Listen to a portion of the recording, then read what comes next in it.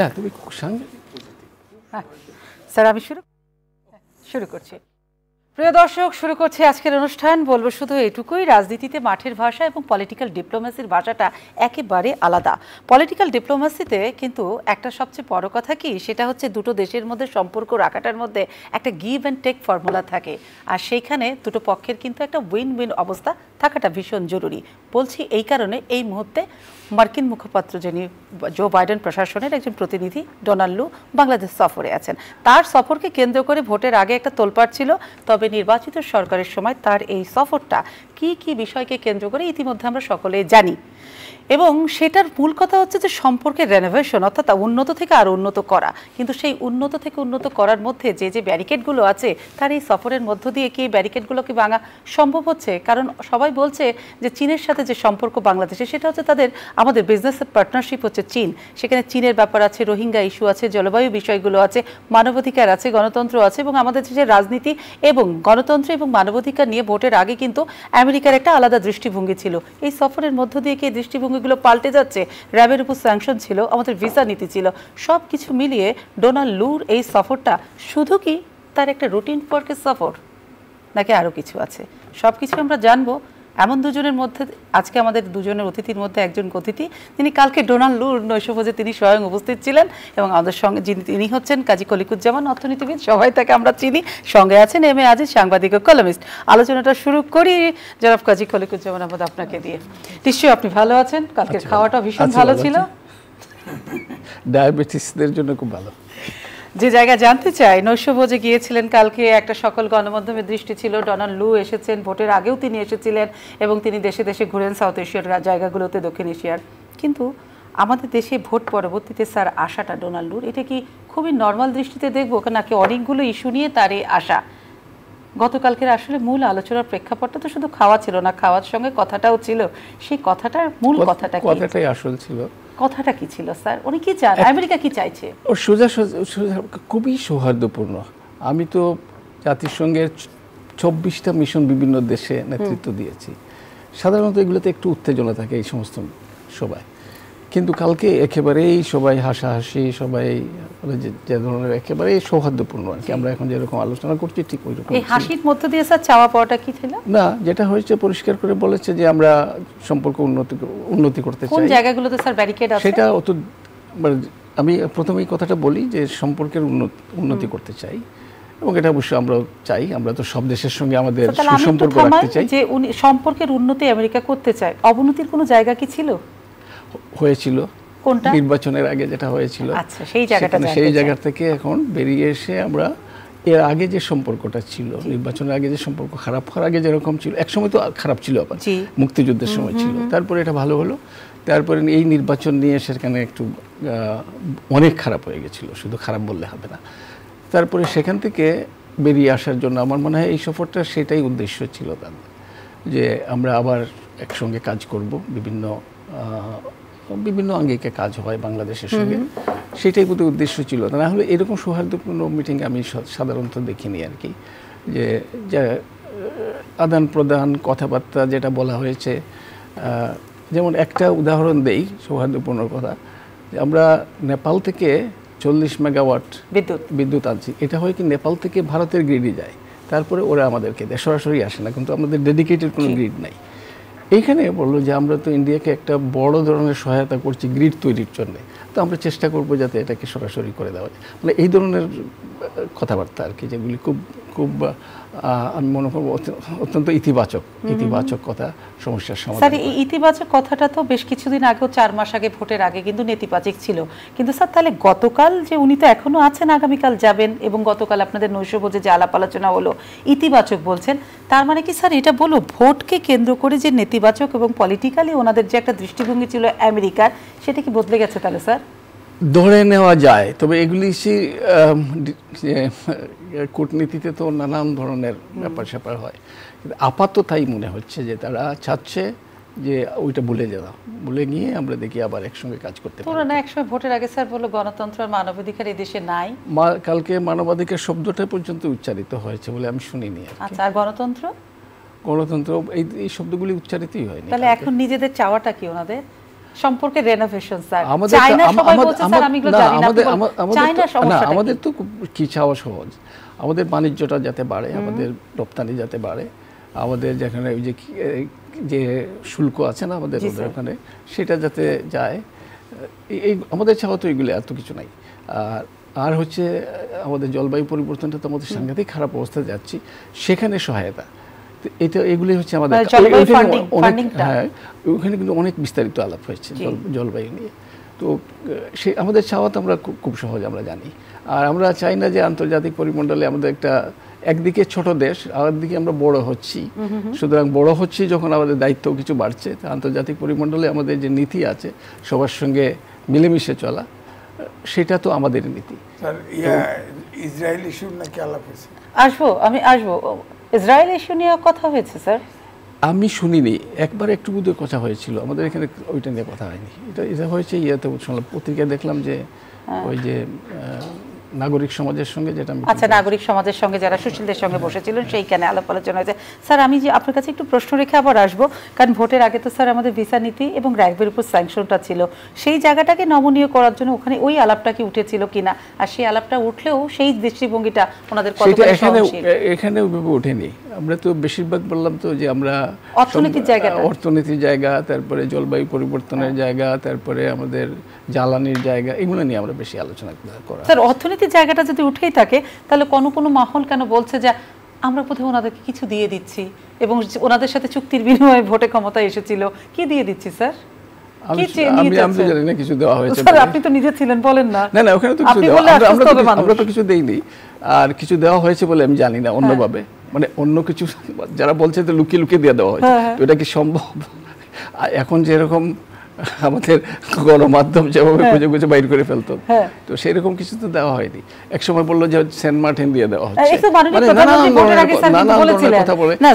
মাননীয় প্রধানমন্ত্রী কিন্তু ভোটের আগে বলেছিলেন আমেরিকা আমাদের কাছে সেন্ট মার্টিন চাইছে না, কিন্তু দিয়ে দেওয়া, চাওয়ার দিয়ে দেওয়ার মধ্যে ফারাক আছে, তো অনেক ফারাক।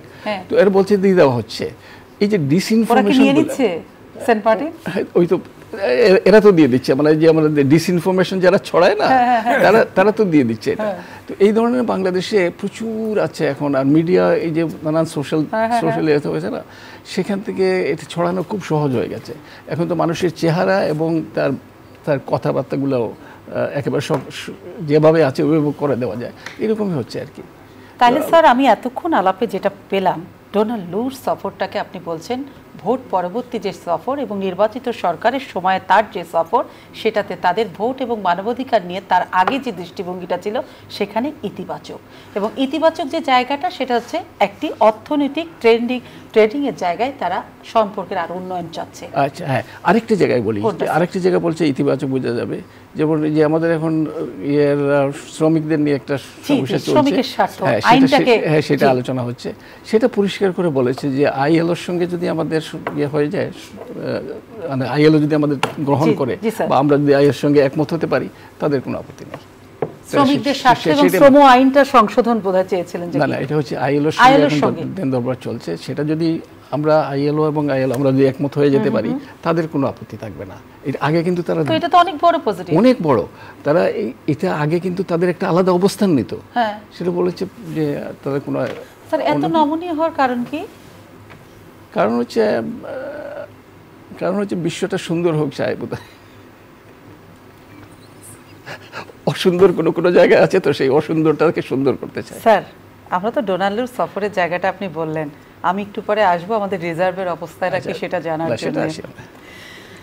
জনাব আজিজ ছিলেন খলিকুজ্জামান গতকালকার নৈশভোজে, তিনি নিজে চাক্ষুষ প্রমাণ, এবং তিনি বললেন ইতিবাচক সব অবস্থান সব জায়গা থেকে। আপনার বিকল্প কোনো দৃষ্টিভঙ্গি আছে? ডোনাল্ড সফর অর্থনীতিবিদ অ্যাজ ওয়েল অ্যাজ বুদ্ধিজীবী, আমার ধারণা আমাদের বাংলাদেশের বুদ্ধিজীবীরা খুব সরল হয়। হ্যাঁ, আমাদের এখনো ওনাদের অর্থনীতিবিদ সরল হয় নাকি? অর্থনীতিবিদ না, ওনারা ওই জানাটা এত বেশি হয়ে যায় তখন সরল হয়ে যায়। আচ্ছা, তো ওনারা সরলভাবে, আমি কিন্তু এত সরলভাবে বিষয়টাকে দেখছি না। আপনি সাংবাদিক বলে? না, তা না, আমি ওনার মতো ওই স্টেশনে যাইতে পারিনি, এই জন্য হয়তো। যেমন ধরেন 23 তারিখ এপ্রিলে যুক্তরাষ্ট্রের পররাষ্ট্র দপ্তর থেকে বলল যে বাংলাদেশে নাগরিকের হাতে আর শান্তিপূর্ণ নির্বাচনের মাধ্যমে ক্ষমতা বদলের কোনো ক্ষমতা নেই। এই গত 23 এপ্রিল বলছে। পররাষ্ট্র দপ্তর থেকে যখন যে কথাটা দেয়, এটা পলিসির বাইরে তো দেয় না। না অবশ্যই। 2, তারপরে বাইডেন এর পরে আমাদের প্রধানমন্ত্রীকে ফরমালি চিঠি দিয়েছিলেন, সেখানে বলছেন যে একসাথে কাজ করব এবং অর্থনৈতিক অগ্রগতির প্রশংসা করেছেন, ক্ষেত্রে আমরা একসাথে কাজ করব। আমার দুটো জিনিস স্ট্রাইক করেছে। একটা হলো Asia Pacific region, Indo Pacific region, আর বিশ্ব শান্তিতে একসাথে কাজ করব। এইটা আমার কাছে এটা একটা ফাঁদ মনে হয়েছে, এই কারণেই যে এশিয়া প্যাসিফিক রিজনে চীন আগে ঢুকে ব্রিক্স করে ফেলছে, সেখানে আমেরিকা অ্যাঙ্কর করতে চায়। বাংলাদেশ ব্রিক্সে নিজস্ব ফিলোসফি কিন্তু ঘোষণা করছে। এখানে একসাথে বাংলাদেশ আমেরিকার সাথে কিভাবে যাবে, এটা একটা প্রশ্ন। 2, বিশ্ব শান্তিতে বাংলাদেশ আমেরিকার সাথে কেমন করে কাজ করবে? ইসরায়েলে যে গণহত্যা চলছে, ইসরায়েলিরা করছে ফিলিস্তিনিদের, বাংলাদেশের অবস্থান তো সম্পূর্ণ অপোজিট। আর পরাশক্তিগুলা যারা আছে আমাদের উদীয়মান এখন চায়না, ভারত, এই পরাশক্তিগুলা সারা বিশ্বে যা কিছু করে সব তাদের স্বার্থের বাইরে কিছু করে, এটা আমি বিশ্বাস করি না। আমাদের সাথে যত এই যে ধরেন নাগরিক সমাজ, সুশীল সমাজের সাথে দেখা করছে, দেখা করার প্রয়োজন নেই, তারা আসলে স্টাডি করতে চাইছে। আমার কাছে মনে হয়েছে ডোনাল্ড ব্লু ইলেকশন পরবর্তী সিচুয়েশন 4 মাস আগে তুমি একবার স্টাডি করে গেছেন। হ্যাঁ 4 মাস আগে তুমি স্টাডি করে আবার করবে, প্রয়োজনে আরো করবে। সেই সাথে তাদের যে হিডেন চাওয়া পাওয়া আছে, যেটা তিনিও জানবেন না, আমরাও জানবো না। জানলো এটা কে? কেউ জানবে না, ওরা জানবে। সরকারও গোপন রাখবে, ওরাও গোপন রাখবে। এটা তলে তলে। এটা কি এত সহজ? হ্যাঁ সহজ না। যখন কাছাকাছি পৌঁছাবে তখন আপনার। আচ্ছা, এই যে হিডেন চাওয়া পাওয়া দিয়ে দেওয়া, কি দিবে হিডেন? আপনার কি কোনো বললো যে ব্রিক্সের সদস্য হন, চীনকে ল্যাং মারেন, এটি কি এখন আদৌ সম্ভব? এটা তো বলছে, আপনি কি অস্বীকার করবেন? বাইডেন ফরমাল চিঠি দিয়েছে প্রধানমন্ত্রী। হ্যাঁ সেটা তো জানি, পরবর্তীতে সময় দিয়েছেন। কূটনীতিতে পরিবর্তিত হয় সময়, সময়ের পরিপ্রেক্ষিতে, বাস্তবতার পরিপ্রেক্ষিতে পরিবর্তন হয়। যেমন এখন ইসরায়েলে যুদ্ধ হচ্ছে, এটা এক ধরনের যুদ্ধ, আবার যদি তাইওয়ানে লাগে সেটা আরেক ধরনের হবে। সুতরাং এই তো পরিবর্তন হবে। আজকে যেটা বলছি কালকে সেটা ঠিক নাও হতে পারে, কিন্তু আমরা যেটা ইতিবাচক সেটাকে ইতিবাচক হিসেবে নেব না কেন? হ্যাঁ, এর মানে সরলতা না, এটা ইতিবাচক, যেটা দেখেছি ইতিবাচক, কিন্তু তার পেছনে কি থাকছে সেটা তো আমাদের বিশ্লেষণ করতে হবে, বুঝতে হবে। আমাদের নীতি নির্ধারক যারা আছেন তারা সেটা বিশ্লেষণ করে নির্ধারণ করবেন। কিন্তু স্যার আমার আপনার কাছে দুজনের কাছে যেটি প্রশ্ন, ফরেন পলিসি, বঙ্গবন্ধুর ফরেন পলিসি, সেটা হচ্ছে সবার সাথে বন্ধুত্ব, কারোর সাথে শত্রুতা। এখন পৃথিবীটা দুটো বলয়ে ভাগ হয়ে গেছে। দুইটা বলয় নাই, এখন অনেক বলয় হয়ে গেছে। দুইটা বলয় একসময় ছিল না, দুইটা বলয় একসময় ছিল, তারপরে একটা বলয়, এখন একটা বলয় আছে, আর আরো 2-3টা বলয়ের সৃষ্টি। হ্যাঁ, ওই আলোচনাটাকে এই বর্তমান দিকে আগায়। আমরা তো কোনো সাইডে যেতে পারবো না। না, আমরা ওই সাইড থেকে একটা জিনিস আমি পরিষ্কার করে বলতে চাই, বাংলাদেশের, আমরা মার্কিন যুক্তরাষ্ট্রের সঙ্গে এখন সম্পর্ক খুব খারাপ তো না, রাশিয়ার সঙ্গে সম্পর্ক ভালো, চীনের সঙ্গে সম্পর্ক, ভারতের সঙ্গে, এটা কিন্তু অন্য কোনো দেশ পাওয়া যাবে না। আমি বললাম না, আমি পৃথিবীতে অনেক 24টা দেশের জাতিসংঘের নেতৃত্বে দিয়েছি, কোথাও এরকম না। কিন্তু স্যার কেন সকলে আবার বলছে যে চীন বাংলাদেশের যে সম্পর্ক, সেই জায়গাটাতে আমেরিকার যে একটা আপত্তি আছে, সেখানে স্যার বাংলাদেশ তাহলে এখন কার সাথে থাকবে, কাকে খুশি করবে? ইন্ডিয়া, আমেরিকাকে না চীনকে? তাহলে তার পলিসিটা কি? না, কাউকে খুশি করবে না। কেউ যদি বেজার হয়ে যায়, যার বেজাল হলে দেখা যাবে, এখনো তো হয়নি। না, আমি আমেরিকার সেইভাবে না, ওদের হচ্ছে কি, আফ্রিকায় তো চীনের কাছে মোটামুটি মার খেয়ে গেছে, তাই না? আফ্রিকা ওরা, তারা এই এশিয়া প্যাসিফিকে চীনকে আর আগাতে দিতে চায় না, এটা হচ্ছে তাদের নীতি। তো সেই জন্যই তো নির্বাচনের আগে সেই রকমই এসেছিল। আগামীতেও হয়তো তাদের যদি মনে হয় যে সেটা আসবে, কিন্তু চীনের সঙ্গে তো আমাদের সম্পর্ক খারাপ আমরা করি নাই, আমরা রেখেছি, কিন্তু তারপরেও তারা আসছে আমাদের সঙ্গে সম্পর্ক উন্নয়ন করছে, আমরা সেইভাবে নেই না কেন এটা? আমরা দেখবো তাদের পিছনে কোনো যুক্তি আছে কিনা, অন্য কিছু করতে চায় কিনা, কিন্তু যেটা ইতিবাচক বলছে সেটা ইতিবাচক হিসাবে নেই। বাংলাদেশে একটা সমস্যা হচ্ছে সব আমরা নেতিবাচক দেখি, বা এই যে কি বলে না যে খাবারটা ভালো হয় নাই বা ভালো হলো, তারপরে না বাসনটা পরিষ্কার ছিল না ইত্যাদি, একটা খুঁত বের করাটা আমাদের একটা স্বভাব। এটা সব ভালো হলো আমি এইভাবে দেখি, আমার তো দীর্ঘদিন থেকে গবেষণায় আছি, দীর্ঘদিন থেকে লিখি, দীর্ঘদিন আলোচনা করি। আমি ইতিবাচকটাকে ইতিবাচক নেই, কিন্তু আমি এটাকে সরলভাবে নেই না। এইটা ইতিবাচক, কিন্তু তার পিছনে কিছু থাকতে পারে, সেটা আমরা বিবেচনা। কিন্তু স্যার সেই থাকতে পারাটা আমি একটু জানতে চাই, সেটা আমার বিবেচনা, আমি করতে পারবো না তো বাইরে থেকে, আমি তো ভিতরে একটা জানি না, উনিও করতে পারবে না, কেউ করতে পারবে না, আমরা করতে পারবো না, আমরা উপর থেকে যা একটা হয়তো বাইরে থেকে দেখি। কিন্তু স্যার আমি যেটুকু জানতে চাই, চীনের সাথে বাংলাদেশের যে অবস্থান, সেটা তো অবশ্যই ব্যবসায়িক একটা অবস্থান, সেই জায়গাটাতে আমেরিকান মনোভাবটা কি মনে হয় আপনার? না, এটা অবশ্যই তাদের নেতিবাচক হবে, কারণ তারা চায় না যে চীন এদিকে দখল করুক। এটা তো পরিষ্কার একেবারে, খালি এখানে না, সব জায়গায় তারা চীন আগাতে দেবে। চাপটা কি বাংলাদেশ অনুভব করবে কিনা এখন পর্যন্ত আমরা তো পেরেছি, আমি আশা করছি পারা যাবে, আমি আশা করি পারা যাবে। একটা যেমন আছে যে মার্কিন যুক্তরাষ্ট্রে আমাদের ওই যে 3% আমাদের রপ্তানি যেটা করি, 3%-এর উপরে শুল্ক আছে, আর বাকি 97 নাই, কিন্তু 3% হচ্ছে আমাদের যেগুলি রপ্তানি করি সেটার উপরে, সেটা আমরা ওদের চাচ্ছি, এটা দিয়ে আমাদের উপর একটা চাপ তারা রাখছে। তো এরকম রাখার চেষ্টা করবে সব জায়গায়, কিন্তু আমরা এখন পর্যন্ত কিন্তু খুব খারাপ করিনি আর কি। ভোটের আগে তো প্রচন্ড একটা চাপ ছিল, খুব ছিল, কিন্তু স্যার সেই চাপটাকে অব্যাহত রেখে কিছু আদায় করার জায়গাটা আসলে আমেরিকার কোথায়? কারণ আমাদের তো আমাদের গণতন্ত্রে মানবাধিকার নিয়ে আদায় করবে, সেটা আদায় কি করবে সেটা একটা ব্যাপার। একটা হচ্ছে চীনকে প্রতিরোধ করা, একটা সেখানে আমাদেরকে চীন থেকে বাইর করে নিয়ে আসা। এটা তো পরিষ্কার কে যেন বলেছে, একজনকে দেখলাম যে ঠিক আছে চীন যত টাকা দেয় তোমরা তত টাকা দাও, তাহলে আমরা দেখবো বিবেচনা করে। চীনের ঋণ তো অনেক টাকা দেয়, আমাদের ডেভেলপমেন্ট পার্টনার। হ্যাঁ, চীন অনেক টাকা দেয়, তোমরা তো টাকা দাও না, তো টাকা দিয়ে আসো, তারপরে আমরা বিবেচনা করি।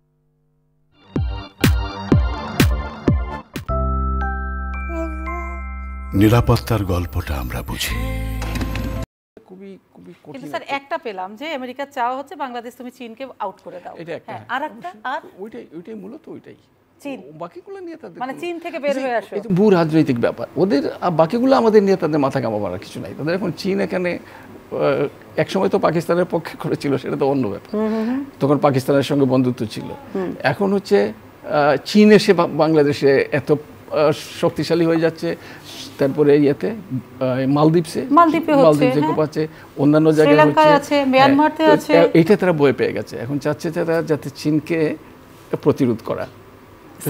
চীনের কারণে, এই পরাক্রমশালী চীন কিংবা রাশিয়ার কারণে আপনার কি মনে হয় যে আমেরিকা তার অর্থনৈতিক এবং রাজনৈতিক স্ট্যাবিলিটিটা হারাচ্ছে অনেকখানি? হ্যাঁ, এটা তো হবেই, মানে বিশ্ব তো রাজনীতি এরকমই হয়। এখন চীন উঠে আসছে, ওদের তো কমবে, ওদের শক্তি কমবে। আবার আমেরিকা আরেকটা ব্যাপার আছে, এখন তারা অন্তর্মুখী হচ্ছে, অন্তর্মুখী হওয়ার ফলে তাদের বিশ্বে যে আগে যেরকম প্রভাব ছিল সেই প্রভাব কিন্তু কমে যাচ্ছিল। এখন সেটাকে আবার বোধহয় একটু পুনঃপ্রতিষ্ঠিত করার চেষ্টা, মানে পরাক্রমশালী যে শাসন সারা পৃথিবীকে শাসন করা, সেই জায়গাটা অনেকখানি খর্ব হয়েছে। এক সময় যুক্তরাজ্য করতো, তারপরে যুক্তরাষ্ট্র করতো, এখন চীন আছে, তারপরে ওইদিকে ব্রিক্স যেটা, এটা কিন্তু বেশ শক্তিশালী, তারপরে আফ্রিকানরাও এখন কিন্তু উঠে আসছে।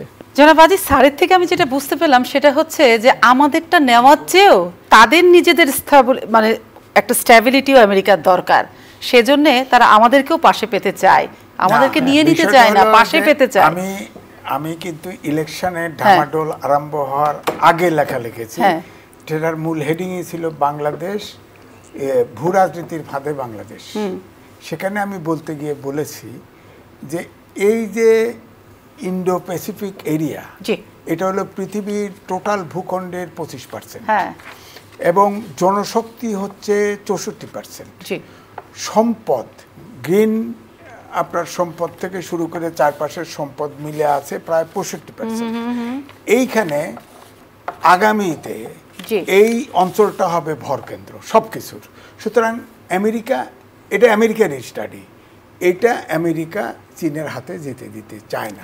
সুতরাং এই অঞ্চলে কতটুকু মেজরিটি কার পক্ষে নেওয়া যায়, আধিপত্য বিস্তার রাখাটা, আধিপত্য নিয়ন্ত্রণ রাখাটার চেষ্টাটাই হচ্ছে এটা, সেটা অর্থনৈতিকভাবেই হোক আর পলিটিক্যালি চাপ দিয়েই হোক। সেটা আমি যেটা বলছি, বলার চেষ্টা করছি যে যেহেতু রাশিয়া এবং চীন একদিকে আর আমেরিকা ইউরোপ একদিকে, ইন্ডিয়ার অবস্থানটা একটু ভিন্ন। তো সেখানে আমি যেটা বলার চেষ্টা করছি, আমেরিকা এই জন্যে ইলেকশনের আগে, বিশেষ করে ইলেকশনে যাতে আমরা একদলীয় দিকে ঢুকে না যাই, গেলেই উত্তর কোরিয়া টোরিয়ার দিকে যদি ঢুকে যাই তাহলে এটা চীনের পক্ষে চলে যাবে। কিন্তু স্যার কিন্তু একটা কথা বলেছে, বাংলাদেশ হচ্ছে এমন একটা দেশ যার সাথে রাশিয়া, ভারত, চায়না এবং আমেরিকা সকলের খুব ভালো সম্পর্ক। সেই জায়গাটা অন্য অন্য দেশে না, এটা কিন্তু একটা বিরাট ব্যাপার। এই রিলেশনশিপটা রাখা এই পর্যন্ত বিরাট ব্যাপার। এই পর্যন্ত বিরাট ব্যাপার। হ্যাঁ, তো এই পর্যন্ত তো পজিটিভ। আপনি আবার দূর দৃষ্টিতে নেগেটিভ কি দেখতে পাচ্ছেন? তিনটে সাপ একই সাথে নিয়ে খেলা করা জটিল। না, আমরা খেলছি না তো, আমরা সম্পর্কটা ভালো রাখছি। খেলা না, খেলাটা হচ্ছে শত্রুর সাথে বাস করাটাই তো একটা বড় ক্রেডিট। এটা তো পরিষ্কারভাবে ছাত্র জীবন থেকে পরাশক্তিকে এরা নির্যাতক, এরা শোষক বলেই জানে। এখন তো এটা গ্লোবাল পৃথিবী, আপনি তো একা একা বাঁচতে পারবেন না। তাদের ইন্টারেস্টের বাইরে কারোর সাথে রাজনীতিটা তো হচ্ছে ইন্টারন্যাশনাল পলিটিক্স না, যারই আছে কেউ দুর্বলকে, ছোট শক্তি যদি তার চেয়ে দুর্বল যে তার উপরে করবে না। এখন তা না আজিজ ভাই, আমাদের তো জীবনের একটা কথা ছিল যে মালদ্বীপও দিয়ে দিয়েছে। এখন আমেরিকা যে আগের প্রতাপ ছিল সারা বিশ্বব্যাপী বড় ছিল, এখন অনেক দেশ কিন্তু ছোট ছোট দেশও কিন্তু তাদেরকে চ্যালেঞ্জ করছে। সেই ছোট ছোট দেশের মধ্যে কি বাংলাদেশ চ্যালেঞ্জ করেনি? সুতরাং এখন তার এই চীনের সাথে রাশিয়ার বলয়ের সাথে টিকতে হলে, তার মেজরিটি অবস্থান ঠিক রাখতে হলে, তাকেও কিন্তু প্রত্যেকটা রিজন ওয়ারি তার মেজরিটি, সেজন্য ওই যে আগে যেটা বলছিল সময় যে এটা চেষ্টা করছে, তারাও চায় আমাদেরকে পাশে, তারা চায় বাংলাদেশকে সাথে রাখতে, পাশে রাখতে, সম্পর্ক রেনোভেশন করতে। সেটা হচ্ছে আমাদেরকে খেয়ে ফেলতে না, আমাদেরকে পাশে রাখতে। আর সেই জায়গাটাতে কালকের আলোচনাটা ওইরকমই হয়েছিল, পাশে থাকা। তাদেরও প্রয়োজন আছে, আমাদেরও প্রয়োজন আছে। কেউ কাউকে ছাড়া থাকতে পারছে না মোটামুটি। কিন্তু যে জায়গাটা আপনার কাছে একটু জানতে চাই, আপনি তো বললেন হ্যাঁ, কিন্তু হচ্ছে যে এ দফা লুর সফরে বিএনপি একবারে চুপ কেন? বিএনপি, কারণ আমার ধারণা হয়েছে এটা ওবায়দুল কাদের সাহেব তার উত্তর দিয়ে দিছে। সে বলছে যে বিএনপি লুর সফরকে পাত্তা দিচ্ছে না, তবে তলে তলে কি করে ফেলায় তা তো ঠিক নাই। এই যে এতে কিন্তু একটা সন্দেহ, অর্থাৎ গভর্নমেন্ট লুর সফরটাকে হিসাব করেছে, আর বিএনপি মনে করেছে হয়তো লু যা করার তা করবেই। এই হলো ব্যাপার। আমিও মনে করি যে পরাশক্তিগুলো তাদের ইন্টারেস্টের বাইরে কিছু করে না। এখন এই ভূ রাজনীতিতে এখন বাংলাদেশ, এই এখন ধরেন ইন্ডিয়া যাই বলেন কেন, আমেরিকার সাথে এখন সম্পর্ক ভালো ভালো। পাকিস্তান, আগে পাকিস্তান ছিল, পাকিস্তান আমরা বিশেষ করে ভাগ হয়ে যাওয়ার পরে এখন পাকিস্তান দুর্বল হয়ে গেছে, অর্থনৈতিকভাবে সব দিক থেকে দুর্বল হয়ে গেছে। সে পরাশক্তির কাতারে নাই, কিন্তু আমাদের গ্রোয়িং পরাশক্তি হলো চীন। আচ্ছা, এবং আমরা সেই চীনের মধ্যে আছি। কিন্তু আমি যেটা জানতে চাই, মিস্টার লুর সফরটা আমাদের রাজনীতি এবং অর্থনৈতিকভাবে সরকারের জন্য কি কতখানি পজিটিভ আপনার কাছে মনে হচ্ছে? রাজনৈতিক পার্ট এবং অর্থনৈতিক পার্ট, রাজনীতিটা একটা বড় অংশ। আমার কাছে এই জন্যই বলছি যে তার সাথে আপনার ফরেন মিনিস্টারের সাথে দেখা হয়েছে, আমাদের বেসরকারি সালমান রহমানের সাথে দেখা হয়েছে, ভোটের আগেও দেখা হয়েছিল। সেখানে র্যাবের তার কথা উঠেছে, জিএসপির কথা উঠেছে, কোনোটাতেই কিন্তু ক্লিয়ার কিছু বলে নাই। ভিসা নীতি আছে আমাদের, ভিসা নীতির কথা বলেছে, কিছু বলে নাই, কিছু বলে নাই, মানে পজিটিভ কোনো ইন্ডিকেশনও দেয় নাই, বলছে এটা লং টাইম অ্যাফেয়ার্স। হ্যাঁ, গভর্নমেন্ট শুনছে। সুতরাং এগুলো তো একদিনে হবে না, শুরু হলো তো ধীরে ধীরে হবে। একটা আমার কথা হলো এটা সময় লাগবে, সময় লাগবে। তবে বিষয়টা হচ্ছে যে লু হচ্ছে, কিন্তু আমেরিকার এটা ঠিক যে ওখানে ফরেন মিনিস্ট্রিতে যারা কাজ করে তারা সবাই ডিপ্লোমেট। ডিপ্লোমেটের কথা স্যার আরো ভালো জানে, যেটা মুখ দিয়ে বলে তার উল্টাটা ভিতরে আছে, এটা বোঝা মুশকিল। সুতরাং তলে তলে কি বোঝা মুশকিল, ঠিকও বলতে পারে, আবার ঠিকও বলতে পারে, ঠিক বলা খুব, বন্ধু হলে ঠিক বলে। আমেরিকা ভারতকে যখন বলবে ঠিক বলবে, আর বাংলাদেশে কিন্তু পুরোটা ডিপ্লোমেসি ঠিকই করবে, কারণ কদ্দুর চীনের সাথে সম্পর্ক আছে। কিন্তু এটাও ধরে নেওয়ার কোনো কারণ নাই যে আমরা কিছু বুঝি না, আমাদের লোকজনও তো বুঝে, তাই না? কোনটা বাঁকা হাসি আর কোনটা অন্তরের হাসি, সেই ব্যাপারটাও তো আমাদের দেশে সকলেই বুঝতে পারে, তাই না? সকলেই বুঝে যে কোনটা যে উনি উল্টে বলবেন আর কোনটা যে সোজা বলবেন। আমাদেরকে আবার এগোতে হবে, কোনটা একটু পেছোতে হবে, আমরাও। তবে আমার বক্তব্য একটাই যে কোথা থেকে কি নেওয়া যায় এটা তিনি সার্ভে করতে আইছেন, আর ইলেকশন পরবর্তী সিচুয়েশনটাও জানতে চাইছেন, নাগরিক সমাজ, সমাজ তারাও কি বলে, মনোভাবটাও তিনি জানতে চাইছেন। ধরেন ওনার সাথে সরাসরি বলে নাই, আরেকজনের সাথে গোপনে কথা কইছেন। ধরেন এটা স্বাভাবিক না যে এক সময় তারা আমাদেরকে এমন কিছু এমনভাবে নির্বাচনের আগে একেবারে পুরো শত্রু বলবো না, কিন্তু একটা বিরোধী অবস্থা, সেখান থেকে তারা উত্তরণ চাচ্ছে, তো আসবে তোই। আমি তো জেনেছি যে ফাইনালি তো ভাগাভাগি নির্বাচনের পক্ষে ছিলেন উনি, এই আমেরিকা ভাগ করে নির্বাচন করে দেওয়া, বিএনপি সেখানে যায়নি। আচ্ছা, সেইখানে ভাগাভাগি নির্বাচনে বিএনপি গেল না, ভাগ করে গেলে অর্থাৎ আওয়ামী লীগকে রেখে, ভারতের কথায় আওয়ামী লীগ সরকারকে রেখে ভাগ করে নেওয়া, মেজরিটি হয়তো অপোজিশন। স্যার একটু আমরা অর্থনীতিতে আগাই, ওনার কাছে অনেক তথ্য, আজিজ ভাইয়ের কাছে অনেক তথ্য আছে, আপনি নিজেও চমকিত হয়ে যাবেন। না এই যার কাছে একটা কই দিলাম, অনেক তথ্য আছে। আমি যে জায়গাটাতে লুর সফরের জায়গাটা জানলাম, চীন একটা বড় ভূমিকা, একটা ব্যারিকেড চীন, আর তারপরে তো আপনি বললেন যে 40 মেগাওয়াট নেপাল থেকে যে বিদ্যুৎ, সে ভারতের মাঝখান থেকে। আর মোদ্দা কথা হচ্ছে ওনাদের আশার বডি ল্যাঙ্গুয়েজটা ইতিবাচক, ভোট ইতিবাচক, সেটা পরবর্তীতে কি হবে, পরবর্তী স্টেপটা আবার পরবর্তীতে ভাবে আমরা সেটাকে রাখতে হবে, দৃষ্টিতে রাখতে হবে। ঢাকা ওয়াশিংটন রিলেশনশিপটা কি হচ্ছে, সেটাতে অবশ্য ডিপ্লোমেসি এবং রাজনীতির বড় একটা ড্রাগ। কিন্তু আমাদের অর্থনীতি স্যার কেমন আছে? লু তো কাল চলে যাবে, আমাদের বৈদেশিক রিজার্ভ এই অবস্থানে কেন ঠেকানো যাচ্ছে না কেন? ওকে নিয়ে আমরা এত সময় নষ্ট করেছি, আমরা সময় আর নষ্ট করতে চাই না। বৈদেশিক মুদ্রার রিজার্ভ এত কেন কমছে, কোনোভাবে ঠেকাতে পারছেন না? একটা হচ্ছে তো আমরা জানি আমাদের রপ্তানি সেই হারে তো বাড়ছে না, আর খরচ বাড়ছে, আর রেমিটেন্স কিন্তু বাড়ছে। রেমিটেন্স আমাদেরকে ঠেকা দিয়ে রাখেছে, কিন্তু আবার একটু কমেও যায়, একটু বাড়ে। তো এটা এখন নেমে আসছে 18 বিলিয়নে, না? জি স্যার, মোট রিজার্ভ হচ্ছে 2377 কোটি টাকা, ডলার। এটা হলো মানে গ্রস, বাংলাদেশ ব্যাংকের যেটা বলা হচ্ছে রিজার্ভ, বৈদেশিক রিজার্ভ। তো এটা বিলিয়নে কত হয় স্যার? নেট হলো জাতিসংঘের আইএমএফ থিওরি অনুযায়ী 13 বিলিয়ন ডলারের নিচে, 13 বিলিয়নের নিচে। আচ্ছা, তাহলে তো আমি যেটা হয় যে আমরা মনে করি আমাদের এখন 5 বিলিয়নের মতো হচ্ছে আমদানি, অর্থনীতিবিদরা 5 মিলিয়ন, না 7 থেকে কমে নিয়েছে, 5 বিলিয়নের মতো আমদানি মাসে, এবং সেটা আমরা অর্থনীতিবিদরা যেটা বলে আর কি, যে 3 মাসের যদি থাকে আমাদের তহবিল, তাহলে আমরা মোটামুটি একটা সুস্থ অবস্থায় আছি। খুব ভালো না, কিন্তু ঠিক আছে। কিন্তু এটা নিচে নেমে গেলে তাহলে তো একটা, কিন্তু আজকের একটা পত্রিকায় দেখলাম 500 কোটি ডলার হচ্ছে কি যেন দায়, না কি যেন বলে, রিজার্ভের দায় যেটা আছে মেটাতে পারবে, আমদানি দায় মেটাতে গড়ে 500 কোটি ডলার প্রয়োজন হচ্ছে রিজার্ভের অর্থ দিয়ে 3 মাসের আমদানি। আমি সর্বশেষ যেটা দেখেছি সেটা হচ্ছে 18.2 বিলিয়ন মার্কিন ডলার।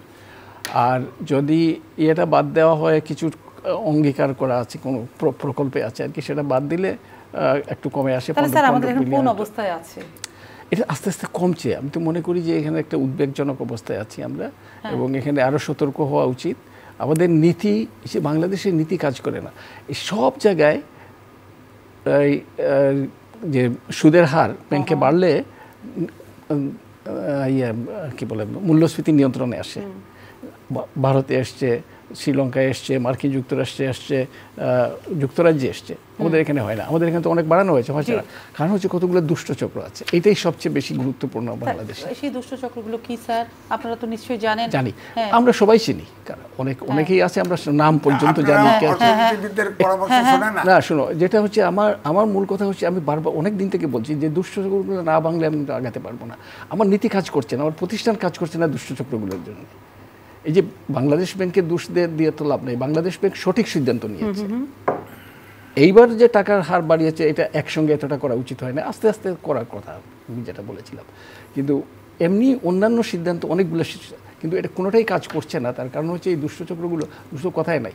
আমরা বৈদেশিক মুদ্রার বাজারে আছে, পেঁয়াজের বাজারে আছে, সব জায়গায় সর্বত্র। আর এটা হচ্ছে আবার যোগসাজশ, মানে যোগসাজশটা তো বিভিন্ন ধরনের হয়। ব্যাংকের সঙ্গে হলে সরকারের সাথে পাশেই আছে এরা। হ্যাঁ আছে তো, আশেপাশে চতুর্দিকে আছে। বঙ্গবন্ধু বলেছিলেন না যে আমার পাকিস্তানিরা সব কিছু নিয়ে গেল, চোরগুলি নিয়ে গেল না। এই সেই চোরগুলির সংখ্যা তো অনেক বেড়েছে। যেটা কঠিন, কিন্তু স্যার আমাদের সেটা তো খুব কঠিন। কিন্তু তখন বলে গেছেন এখন তো সেটা বেড়েছে, এখন অনেক বেড়েছে, মানুষও বেড়েছে, এবং অনুপাত, আচ্ছা মানুষ বেড়েছে, সেই অনুপাতটা ঠিক থাকে না, অনুপাতও বেড়ে গেছে। আরেকটা আমাদের সমস্যা হচ্ছে মূল্যবোধের অবক্ষয়। খুব মূল্যবোধ নেই, আমি আমার চাই, কাজে আমি চুরি করব, আমি কে মরলো কে বাঁচলো, দেশ থাকলো দেশপ্রেম, সেটা আমাদের মধ্যে থেকে সরে গেছে। তাহলে স্যার এই যে আমদানি নিয়ন্ত্রণ করে জিডিপি অর্জন কি সম্ভব? তারপরে হচ্ছে বৈদেশিক মুদ্রা রিজার্ভ বাড়ানোর জন্য যে পদক্ষেপগুলো নেওয়া হয়েছে সবগুলো ব্যর্থ হচ্ছে কেন? সেই জায়গাগুলো বললো ওই যে দুষ্ট চক্রগুলো, সেই দুষ্ট চক্রগুলো আপনারা বারবার বলেছেন, তারা কারা? মানুষ তো বারবার শুনতে চায় তারা কারা। আপনারা বারবার শোনাচ্ছেন, আপনারা আইডেন্টিফাই করে দিচ্ছেন, তালিকা হচ্ছে সবকিছু, কিন্তু দেখে নিয়ন্ত্রণ করতে পারা যাচ্ছে না কেন? একটা যেমন অন্য একটা উদাহরণ দেই, নদী রক্ষা কমিশন তারা 50,000 নদী দখলদারের নাম পত্রিকায় প্রকাশ করেছে, একটার বিরুদ্ধে কোনো ব্যবস্থা গ্রহণ করা হয় নাই। কাজে জবাবদিহি দুই পর্যায়ে, একটা যারা করছে দুষ্টচক্র যারা আছে তারা করছে, যারা তাদের জন্য তদারকি করার কথা তারাও যদি সঠিকভাবে তদারকি, তাদেরকেও আনতে হবে জবাবদিহির মাঝে। তাহলে এই ল্যাকিংসগুলো কেন হচ্ছে স্যার? সুশাসনের অভাব? হ্যাঁ, এটা তো সুশাসনের অভাব। আমাদের নীতির কোনো বাংলাদেশে কিন্তু একটা বাংলাদেশের নীতির কোনো সমস্যা নাই, আইনেরও কোনো সমস্যা নাই, এটা হচ্ছে ওগুলোর প্রয়োগের সমস্যা এবং সমন্বয়ের সমস্যা, বিভিন্ন মন্ত্রণালয়ের মধ্যে সমন্বয়। একমাত্র সমন্বয় প্রধানমন্ত্রী না হলে কোনো সমন্বয় হয় না। উনি একজন মানুষ, তিনি কতটাতে কি করবেন, বাকি যারা আছে তারা কি কাজ করে আমি জানি না। সমন্বয় হয় না, কোনো মন্ত্রণালয়ের সমন্বয়ে খুবই সংকট আছে। তারপরে সংকট আছে এই যে দুষ্টচক্রগুলো ভাঙতে হলে আমাদের বিচারিক ব্যবস্থা, হাজার হাজার লক্ষ লক্ষ আছে না আমাদের মামলা মোকদ্দমা, লক্ষ লক্ষ মামলা হচ্ছে না। তো যদি এদেরকে একজন বড় কাউকে শাস্তি দিলে বাকিরা হয়তো সতর্ক হতো, বড় কেউ শাস্তি পেয়েছে বলে তো আমি জানি।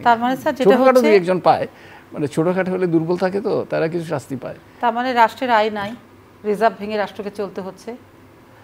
রাষ্ট্রের আয় তো মানে বৈদেশিক মুদ্রার আয় তো দুইটা উৎস, মূলত দুইটা, আরও ছোটোখাটো আছে। একটা হচ্ছে রপ্তানি আর একটা হচ্ছে রেমিটেন্স, এই দুইটা আয় তো দুইটাই কিন্তু বাড়ছে, কিন্তু হারটা বাড়ার কম। আবার অন্যান্য খরচ বেড়ে যাচ্ছে, সেই খরচগুলো শুধু যে আমদানি ছাড়াও তো কিছু বিদেশে, বা এই একটা সিদ্ধান্ত নেওয়া হলো যে বিদেশে সরকারি কর্মকর্তারা যাবে না, দল বেঁধে যায় যখন এখন এটা আছে কিনা আমি জানি না, না কিন্তু ওই যে আইনটা করে না, নীতিটা যেটা করা হয়েছিল সেটা নীতি আছে কিনা আমি জানি না। যখন নীতি ছিল করোনার সময় দল বেঁধে বেঁধে গেছে। এই যে খরচ বাড়ছে, অপচয় বাড়ছে। আরেকটা বড় সমস্যা বাংলাদেশে হচ্ছে আমাদের যে বৈদেশিক ঋণ, কিন্তু আমরা খুব স্বস্তির জায়গায় আছি। মাত্র বৈদেশিক ঋণ হচ্ছে 21% আমাদের জাতীয় উৎপাদের, আর সব মিলিয়ে 42%। এটা খুবই স্বস্তির জায়গায়। মার্কিন যুক্তরাষ্ট্রে কর জিডিপি রেশিও হচ্ছে কি বলে ঋণ জিডিপি রেশিও হচ্ছে 129%, জাপানে হচ্ছে 263%, ভারতে 86%, আমাদের এখানে 41%, 42%। সুতরাং স্বস্তির জায়গায় আছে। আমাদের সমস্যা কি হচ্ছে, ওইটাকে সঠিকভাবে ব্যবহার হয় না। ঋণ এনে যে আমরা প্রকল্পগুলো করি, এই জায়গায় চুরি হয়, এই জায়গায় হয়তো বিদেশেও চলে যায়, এর মধ্য থেকে আবার রেমিটেন্স হয়ে আসে। এই যে দুষ্টচক্রগুলো, এই জন্যই আমাদের যতটা আগানোর কথা, অনেক জায়গায় স্বস্তির জায়গায় আছে, অনেক দেশ থেকে স্বস্তির জায়গায় আছি। আমাদের যে সামষ্টিক অর্থনীতিতে অনেক জায়গায় অনেক স্বস্তিতে আছে, কিন্তু এই স্বস্তিটা কাজে লাগাতে পারছি না আমরা। তার কারণ হচ্ছে এই দুষ্টগুলোর কাজ।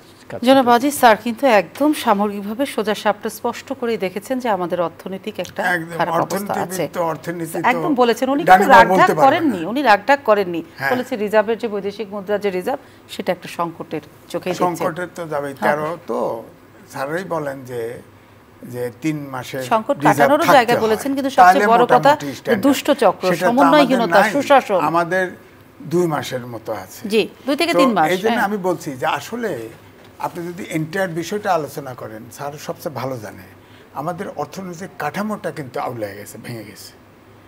ব্যাংক লুট, শেয়ার মার্কেট লুট, ব্যাংক আরেকটা যে বললেন, ব্যাংকগুলো খালি, ব্যাংক আপনার সব দেউলিয়া করে ফেলছে, ফোকলা করে ফেলছে, মার্চ করে ওইগুলো খালাস করে দিচ্ছে।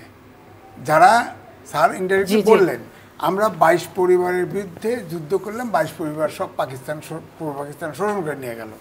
এখন তো বিজনেস হাউস 9টা থেকে 10টা। এখন বাংলাদেশ আগায় না, এখন রিজার্ভ কমে যায়, কিন্তু পৃথিবীর ধনীর সবচেয়ে ধনী সৃষ্টি হয় বাংলাদেশে। সবচেয়ে বেশি আমাদের ধনী হওয়ার হার বেশি, মানে মানুষ বড়লোকই হচ্ছে, যার হাতে টাকা আছে যে বলে তার টাকাই আছে। আরেকটা জিনিস বলা উচিত, অর্থনীতি সম্বন্ধে আলাপ করছি, যেটা এই যে কোর জিডিপি রেশিও, যেটা বাংলাদেশে মাত্র 8%, যেটা পৃথিবীর সবচেয়ে কম যে দেশগুলি তার মধ্যে একটা। ভারতে হচ্ছে 11%, 11.5%, নেপালে হচ্ছে 18, 19, 20%, তারপরে ইউরোপে গেলে তো অনেক বেশি। এটা আমরা বাড়াতে পারছি না। এবং সরকার কিন্তু বিভিন্ন সময়ে বিভিন্ন পদক্ষেপ নিয়েছে, কিন্তু কোনোটাই কাজ করে না।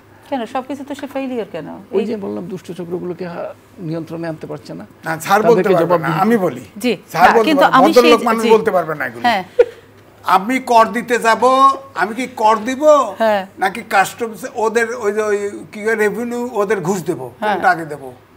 আচ্ছা, কোনটা আগে দেব? ওইটাই দুষ্ট চক্র। ওই যে যোগসাজশ ভদ্র করে বলেছে, উনি ভদ্র করে বলে, আমি তো ভদ্র বলবো না, আমার ভাষা তো আমি ফাইল নিয়ে যাওয়ার আগে আগে ওদেরকে পয়সা এনশোর করতে হবে, তারে হবে। এটা হচ্ছে, তো এই জন্য দিতে যায় না কেউ। এটা হচ্ছে যোগসাজশের ব্যাপার, মানে যে দেবে আর যে নেবে দুইজনের মধ্যে একটা যোগসাজশ। ওই যেটাকে স্যার বললাম আপনাদের অর্থনীতির ভাষায় বলে উইন উইন সিচুয়েশন। হ্যাঁ, উইন উইন। আর দেশ হচ্ছে লুজ লুজ লুজ লুজ অবস্থানে চলে গেছে উইন উইন সিচুয়েশনের কারণে। কারো কারো ব্যক্তি পর্যায়ে উইন উইন সিচুয়েশন হয়ে যাচ্ছে আর দেশ লুজ। স্যার তাহলে আমাদের অর্থনৈতিক সংকটটা কতটা গভীর একদম সোজা করে বলেন তো? সবাই যে বলছে ঠিক আছে ঠিক আছে, আসলে কি ঠিক আছে? এখনো কিন্তু আমাদের একটা কিছু কিছু ইতিবাচক আছে। ইতিবাচক জানতে চাচ্ছি, কয়দিন আমরা ভালো থাকবো? ইতিবাচক বলছি যে এখনো আমাদের প্রবৃদ্ধি কিন্তু খুব ভালো, অন্যান্য অনেক দেশ থেকে অনেক ভালো। এখনো আমরা বলছি 6.5%, আন্তর্জাতিক ওরা বলছে 5.5, 5.5 হলে বলে একসময় তো 3-4 ছিল না আমাদের, 5.5 অনেক ভালো। এখন আমরা একবার অভ্যস্ত হয়ে গেছি 8-9-এ, এখন আমরা মনে করি 5.5-6 হলে খুব খারাপ। কিন্তু আমাদের তো একটা স্বপ্ন ছিল ডাবল ডিজিটে যাব, যথেষ্ট ভালো। এখন তো সিঙ্গেল ডিজিটে। এখন হচ্ছে এটা তো আর আমরা দেখি নাই যে পৃথিবীতে এরকম হয়েছে। 73 সালে একবার তেলের দাম বেড়ে সর্বনাশ হয়েছিল, আর এই যে ইউক্রেন যুদ্ধ আর ইয়েতে এটা তো আর জানা যায়নি আগের থেকে। 11 সাল থেকে 18 সাল পর্যন্ত বাংলাদেশের অগ্রগতি অর্থনৈতিক এবং সামাজিক পৃথিবীতে কোনো দেশ এই স্বল্প সময়ে এত অগ্রগতি করে নাই। কিন্তু আবার তো আমরা পিছিয়েছি, সেই পিছানোটা কতখানি? এখন এই পিছানোটা তো বললাম অনেকগুলি সংকট আছে, আমরা সবাই আলাপ করলাম। এই স্যার আমার এগুলাতে উত্তর আমাদের লেম্যানদের কাছে নেন স্যার, আপনার তো অর্থনীতিবিদ, আপনার মাঠে একদম রাস্তার ভিতরে ঘুরে বেড়াই, আমাদের কাছে নেন যে যত ইনফ্রাস্ট্রাকচার মেগা প্রজেক্ট হয়েছে এটা চুরি করার জন্যই প্রজেক্ট খারাপ হয়ে গেছে।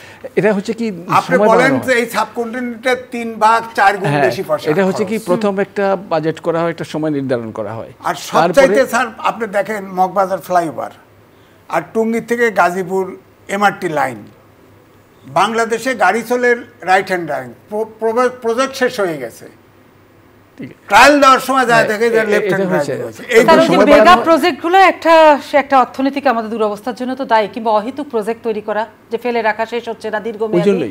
ওই জন্য যে দেরিতে মানে একটা প্রকল্প শুরু করলাম একটা সময়, কিন্তু সময় লাগলো, অর্থ বাড়লো, এখানে চুরি করার সুযোগ বাড়লো।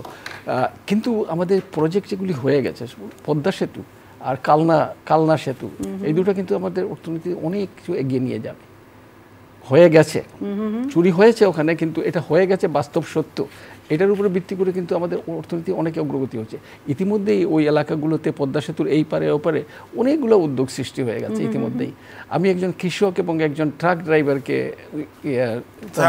অর্থনীতিবিদ হিসেবে আমার একটা এক্সপেরিয়েন্স বলি, কর্মসংস্থান দেওয়া হচ্ছে, আপনাদের স্যার কাজে আসবে। জি স্যার, আমাকে আলোচনাটা একটু শেষ করতে হবে। জি, বঙ্গবন্ধু ব্রিজটা সেতুটা যখন হলো, আমার বাড়ি পাবনা, আমরা ভাবলাম যে উত্তরাঞ্চল উন্নয়ন হয়ে বাংলাদেশের ভিতরে শ্রেষ্ঠ হবে। এখন সিরাজগঞ্জে কুলি মজুর ছাড়া কিছু নাই, আর ওই অঞ্চলের সব ইন্ডাস্ট্রি বন্ধ। মানুষকে প্যান্ট পরার শিখাইছে, সকালবেলা টাকা নিয়ে আসে, ঢাকার শহরে খরচ করে খালি হাতে চলে যায়, বাসে চলে যায়। এখন আপনি দেখেন স্যার কিছুদিন পরে এই পদ্মা ব্রিজের অবস্থা একই পরিণতি একই হবে। না ওইরকম নেতিবাচক আমাদের না হয় না, যেহেতু যেটা হয়েছে না ভালো, নেতিবাচক কিছু লোক না থাকা ভালো, ভালো নেতিবাচক। এখন বঙ্গবন্ধু আর পদ্মা ব্রিজের ভিতরে কম্পেয়ার করবেন। জি, এখন তাহলে আমরা আলোচনাটা আবার ওই লুকে দিয়ে শেষ করে নিয়ে আসবো। একদম আমরা রিজার্ভের কথা শুনলাম, আমাদের কি খাতগুলোর কথা শুনলাম, ঘাটতিগুলোর কথা শুনলাম, কি করে এটাকে ওভারকাম করা যায় স্যার এটা বললেন, আর আপনি না অর্থনীতির একটা লোকসানের জায়গাগুলো দেখলেন। জি জি জি, আমাকে শেষ করতে হবে। হ্যাঁ, বাংলাদেশ ব্যাংকের মুখপাত্র বলল, বাংলাদেশ ব্যাংক ধরেন একটা সার্ভে হয়েছে, আপনার ভারতের ব্যাংকের কেন্দ্রীয় ব্যাংকের গভর্নর হচ্ছে A+ গ্রেড, ভিয়েতনাম হলো A-, শ্রীলঙ্কা A+, আমাদের D, বাংলাদেশ হলো D। এখন বাংলাদেশ ডি কেন স্যার বললেন না? অর্থ মন্ত্রণালয়ের একটা কমিটি আছে, মানে সেল আছে, এই সেল বাংলাদেশ ব্যাংকে শাসন করে, আর ডলারের যে মান ঠিক করে, এটা দুইটা আলাদা শাখা, ব্যাংকিং ইয়ার একটা আছে, ব্যাংকিং আছে। বাংলাদেশ ব্যাংকে তো কাজ করতে দিচ্ছে না। এটা একেবারে ঠিক বলছে ডি, ওটা কোনো অর্থ হয় না। এটা গভর্নরের যে তার দক্ষতার উপরে এটার আমি মনে করি না আর কি। তার যে পারিপার্শ্বিকতাটা এমন, সে কাজ করতে পারছে না, কাজ করতে পারছে না, মানে একটা সিন্ডিকেট চক্র। হ্যাঁ, অনেক বড় সিন্ডিকেট। মানে সিন্ডিকেট কি চারপাশে সব ক্ষমতারই বলয়টা আছে, সেই বলয়ে উনি স্বাধীন না, সেই জায়গা থেকে কেন্দ্রীয় ব্যাংক কাজ করতে পারে না বলে আমার মনে হয়। আমাদের সময় পড়াশোনা করছি, জি, কোন শিক্ষামন্ত্রী কোন ইউনিভার্সিটিতে একটা টেলিফোন বন্ধ করে নাই। এখন সব ঘোষণা, ছুটি ছাটার থেকে শুরু করে সবকিছু শিক্ষামন্ত্রী ঘোষণা। একটা জিনিস আমাদের দেখতে হবে যে আমরা সবসময় বেশি নেতিবাচক হই, ইতিবাচকগুলোকে ধরতে হবে, কারণ ওগুলো আগাতে হবে তো আমাদের এই সমাজকে। তো আমরা তো সমাজকে স্বাধীন করেছি মুক্তিযুদ্ধ, আমি মুক্তিযোদ্ধা, জানো তো বোধ হয়। তো মুক্তিযুদ্ধ করে দেশ স্বাধীন করলাম আমরা, সেই দেশকে তো আমরা আগে এগিয়ে নিতে চাই। কাজেই ইতিবাচক যেগুলি আছে সেগুলোকে ধরবো, নেতিবাচকগুলোকে যাতে আমরা ইতিবাচকে রূপান্তরিত করতে পারি সেই চেষ্টা আমাদের করতে হবে। আরেকটা হয় কি, দুই ধরনের, একটা হচ্ছে কনস্ট্রাকটিভ ক্রিটিসিজম, গঠনমূলক, আরেকটা হচ্ছে বেশিরভাগ বাংলাদেশে হচ্ছে গঠনমূলক না। আচ্ছা স্যার, ব্যক্তিকেন্দ্রিক। আচ্ছা ঠিক আছে, মানলাম। আমি নেতিবাচক যে বলবো না, নেতিবাচক বলবো। 9টা থেকে 10টা হাউস আছে, সরকার তাদের ধরতে পারে? পারবে না। না, কেন পারবে না? আর আপনি তো বললেন স্যার পরিসংখ্যান ব্যুরোর হিসাব, আপনি ভালো জানেন যে এরা তো সরকারকে সেভ করতে চায়। তাও বলছে 15% লোকের হাতে 41% অর্থ সম্পদ চলে গেছে। তাহলে দেশের লোক বাঁচবে কিভাবে? একটা ব্যাপার হচ্ছে, এটা বিশ্বের দিকে যদি তাকাই আমরা, 10% ধনীর হাতে 76% সম্পদ বিশ্বে, সারা বিশ্বে 10% ধনীর হাতে 76%, মাঝখানে যে 40% তাদের হাতে 22%, আর নিচের দিকের যে 50% তাদের হাতে 2%। তার চেয়ে আমরা অনেক ভালো আছি। তাহলে শুনলেন তো স্যারের হিসাব, আপনার 41 এর হিসাবটা স্যার কিন্তু 76 আর দিয়ে দিয়েছে অবস্থা। স্যারও তো নিজে মুক্তিযুদ্ধ, আপনারা নিজে। না, এখানে দুইজনের দ্বিমত আছে। আপনি মুক্তিযুদ্ধ আপনি বলছেন এইজন্য করেননি, স্যারও মুক্তিযুদ্ধ, স্যার বলছেন নেগেটিভ থাকবে, আমাদের পজিটিভ ভাইব জানাতে হবে। না, পজিটিভ মানে চোরদেরকে স্বীকৃতি দেওয়া, অন্যায়কারীকে স্বীকৃতি দেওয়া। আমাদের যে তাদের যদি তাদের নাম ধরে এখন বলতে পারতাম, এই পরিস্থিতি যদি বিদ্যমান থাকতো তাহলে অবশ্যই নেগেটিভ কথা বলতাম না। আজকে যে 10টা হাউস বললাম তাদের নাম বলতে পারতাম না, এটা ঠিক আছে। এটা আমি একমত, সম্পূর্ণ একমত। আমি যে দুষ্টচক্র বলছি একই কথা বলছেন তো, দুষ্টচক্রকে ভাঙতে হবে, তা না হলে আমরা আগাতে পারবো না। নাম তো বলতে পারতেছি না, বিচার তো করতে পারতেছি না। নাম পত্রিকায় আসছে তো, পত্রিকায় সবাই লিখতেছে, কি নাম সবাই জানে, কিন্তু কোনদিন না পত্রিকায় লেখা হয় না। আপনি বলেন তো দেখি, এস আলম, তার বিরুদ্ধে ডেইলি স্টারে একটা বিশাল স্টোরি, ভিভিড। তাইলে বলা যাচ্ছে না কেন? বলা যাচ্ছে, ব্যবস্থা নেওয়া হচ্ছে না। না, ব্যবস্থা নেওয়া হচ্ছে না, সেটা না, কিন্তু ব্যবস্থা তো নেবে সরকার, সরকার তো দায়ী, এটা তো তদন্ত ডেফার করে দিল। জি, কিন্তু নাম সবাই জানে, এখন সবচেয়ে বড় কথা যে ব্যবস্থাটা কে নিবে? সরকার নিবে। সরকার সেই জায়গাতে নীরব কেন থাকছে, সেটা হচ্ছে বড় প্রশ্ন। সেটা এখন যারা দায়িত্বপ্রাপ্ত, তারা অনেকেই এর সঙ্গে যুক্ত আছে, দায়িত্বপ্রাপ্ত যারা তদারকি করবে তারা। এখন আমি যেটা দেখি, যে আমি তো মাননীয় প্রধানমন্ত্রীর সঙ্গে অনেক দেখেছি, অনেক সহনশীলতার সঙ্গে অনেক চেষ্টা করছেন, কিন্তু এমন একটা ছড়িয়ে গেছে যে এদেরকে নিয়ন্ত্রণে আনা কঠিন হয়ে যাচ্ছে। মানে যেভাবে দুর্নীতিটা ছড়িয়েছে, দুর্নীতিবাজটা ছড়িয়ে গেছে, সেই লাগামটা প্রধানমন্ত্রী আর টানতে নিজের দিকে পারছেন না। এখন এইরকম দাঁড়াচ্ছে, এটাকে এখন শক্ত হাতে ধরতে হবে তাকে। সেটাই যে সেই ধরার লাগামটা কি আর ওনার হাতে আছে? ধরতে হবে, যেহেতু উনি নির্বাচিত আমাদের প্রধানমন্ত্রী, দায়িত্ব তো তারই। মানে ওইটা চূড়ান্ত দায়িত্ব তার। কিন্তু আমাদের মন্ত্রীরা আছে না, তাদের দায়িত্ব আছে তো, তারা তাদের দায়িত্ব পালন করতে, আমাদের অন্যান্য যারা আছে কর্মকর্তা তাদের দায়িত্ব আছে, তারা তাদের দায়িত্ব। এখন সারা দেশে একজন মানুষ কি করবে? আমরা যদি 17 কোটি মানুষ, 18 কোটি মানুষ সবাই আমরা নিজের মতো নিজের স্বার্থ দেখি, তাহলে একজন মানুষ কি করে এই দেশকে উন্নত করতে পারবে না। কাজে আমাদের চারিত্রিক যে সমস্যা আছে, সেই চারিত্রিক। স্যার, আমাকে অনুষ্ঠান শেষ করতে হবে, তাহলে আমি আপনাকে এক বাক্যে বলবো যে আমরা সব জানলাম, অর্থনীতি, রাজনীতি এবং বিশ্ব রাজনীতির অর্থনীতির জায়গাটা জানাম। লু, তাহলে পজিটিভ বাংলাদেশ। লুর আগমনটা কি? ডোনাল্ড লুর আগমনটাকে আপনি বলছেন রাজনীতি এবং অর্থনীতির জন্য একটা সুবাতাস। হ্যাঁ, কিন্তু আমারটা বলেন যে কূটনীতিকে সার্ভে করতে আইছে তার বেনিফিট কেমনে এখান থেকে আমরা এটা ইতিবাচক দেখছি এই বেনিফিট না আমেরিকা অলওয়েজ তার স্বার্থ দেখবে আমরা আমাদের স্বার্থ দেখব আমরা আমাদের স্বার্থ দেখব আমাদের স্বার্থ বিকিয়ে দিয়ে অন্যের স্বার্থ দেখাটা বোধহয় আমাদের চরিত্রেও নাই সুতরাং আমাদের চরিত্র না চরিত্র আমাদের স্বার্থ বিকিয়ে দিয়ে যদি অন্যের স্বার্থ দেখা হয় তাহলে কিন্তু যে 17 কোটি জনগণ আছে না তারা চোখ বন্ধ করে বসে থাকে না রাজনীতিবিদরা বসে থাকে জনগণ বোবা হয়ে গেছে দেশের জনগণ সতর্ক না তারা বোবা হয়ে গেছে তারা বোবা হয়ে গেছে তাদের পক্ষে আর কিছু সেটা ইয়ে করে ফেলে তারা বোবা হয়ে গেলে আপনি কথা বলছেন কি করে আপনি তো 17 কোটির একজন না আমারটা 17 কোটির একজন তারা ঘুমন্ত শুনতে প্রতিবাদ করে না প্রতিবাদ করার শক্তি নষ্ট হয়ে গেছে ভোটের কথা ভোট হচ্ছে একটা জায়গা সেখানে মানুষ প্রতিবাদ হিসাবে দেয় সেই জায়গাটাতেও মানুষের কথা বলতে বলতে যখন বন্ধ হয়ে যায় 5 বছর পর অপেক্ষা করে আমি এই কথার রিভেঞ্জটা নিব আমার ব্যালটের মধ্য দিয়ে সেটারও অপেক্ষা করে কিন্তু সেই অপেক্ষাতে যদি একটি দল না আসে তাহলে একটা পক্ষ বোবা হয়ে সারা জীবন বসে থাকে না আসে বলে তো হবে না আসার জন্য লেভেল প্লেইং ফিল্ডটা তৈরি করতে হবে ডোনাল্ড ট্রাম্প ছিল সবাই আমরা যদি ডোনাল্ড লু তো ভাগাভাগি করে দিতে চাইছে স্যার কিছু একটা বলছিলেন সার্বিকের জায়গায় ভোট না আমরা সবাই মিলে যদি দেশপ্রেমকে নির্বাসিত করে দেই তাহলে থেকে আমরা আগাবো কেমন করে সবাই মিলে তাই করে দিছি তো দেশপ্রেম আমাদের মধ্যে নাই আমাদের নৈতিকতা নাই মূল্যবোধ নাই আমরা পরার্থপরতা তো একেবারেই বাদ দিয়ে দিছি আর দেশপ্রেম নাই আমাদের সাধারণ মানুষের কাছে কাজেই এখন একজন মানুষ বা দুইজন মানুষ নেতৃত্বে বসে আমাদের প্রধানমন্ত্রী খুবই সচেতনভাবে চেষ্টা করছেন আমি জানি ঘনিষ্ঠভাবে কিন্তু সেটা কতটা করতে পারবেন একটা সবাইকে কি করে সুস্থ পথে রাখবেন এটা হচ্ছে সবচেয়ে বড় কথা আপনিও যে কথা বলছিলেন আপনার মতো করে কিন্তু উনিও স্যার আপনার কথাটা স্যার তার মতো করে বললেন সবচেয়ে বড় কথা একটা ব্যক্তি চাচ্ছে দু একজন ব্যক্তি চায় সবাই ভালো থাকুক কিন্তু সবাই যদি খারাপ হয়ে যায় দুই একটা ব্যক্তি কি করে সবাইকে আবার নিয়ে যায় খারাপ করলো রাজনীতিবিদরা করছে উনি করছে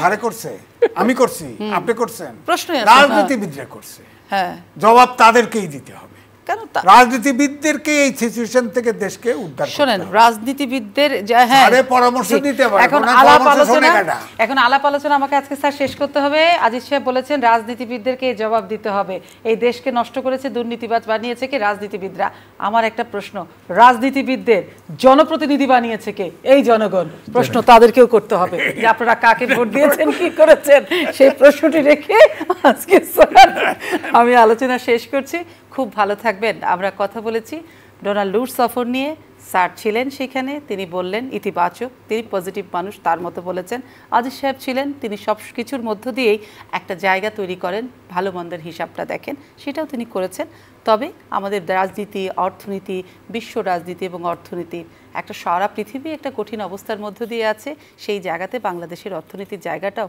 খুব যে ভালো অবস্থায় নেই সেটা কিন্তু খলিকুজ্জামান স্যার স্পষ্ট করেই বলেছেন তবে উত্তরণের পথগুলো তিনি বলেছেন তবে পথগুলো যে ব্যারিকেড সেটা ভাঙতে না পারলে রাজনীতির চেয়ে অর্থনীতি ভয়ঙ্কর গভীর খাদে পড়ে যাবে বলে হয়তো সেই কথাটা তিনি স্পষ্ট করে বলেননি ইশারাতেই বুঝিয়েছেন ইঙ্গিত দিয়েছে আমি সোমা ইসলাম আজকের মতো বিদায় নিচ্ছি ভালো থাকবেন সকলে স্যার আপনাদের ধন্যবাদ